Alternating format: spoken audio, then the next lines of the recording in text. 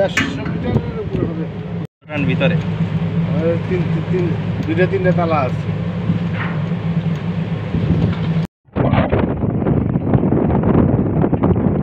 বাড়ি গভীর সমুদ্র বন্দরে এসে আমরা সাবমেরিন দেখা পেলাম।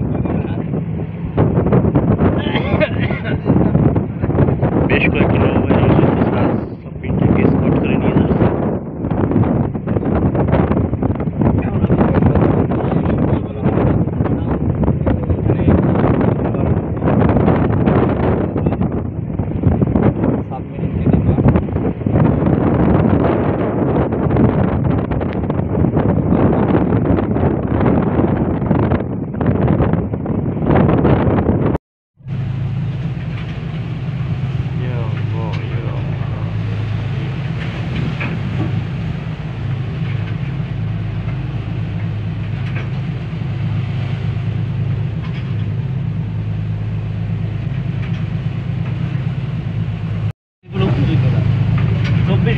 চালাইতে গেলে সেখানে ইঞ্জিনিয়ার রাখতে হবে, প্রত্যেক ঘন্টায় ঘন্টায় প্রত্যেক মেশিনের রিপোর্ট করা লাগবে।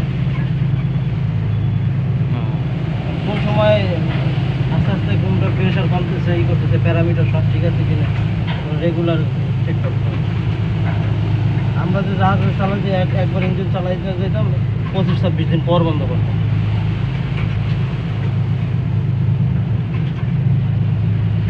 মাথার কাছে লাগে একটা জেনারেটর চলে 7 দিন 8 দিন চলে, তারপর আবার আরেকটা চেঞ্জ করে আরেকটা লাগাই যায় জেনারেটর। তো যদি চাষাই উঠতো আর যদি বাইরে উঠতো আর কান্দা করে লেগে যেত।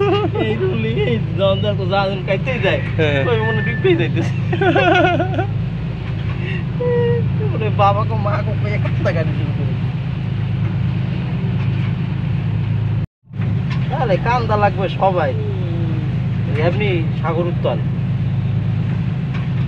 এখন জ্বর উঠলে খুব খারাপ অবস্থা। এখন জ্বর উঠলে একবারে আল্লাহ।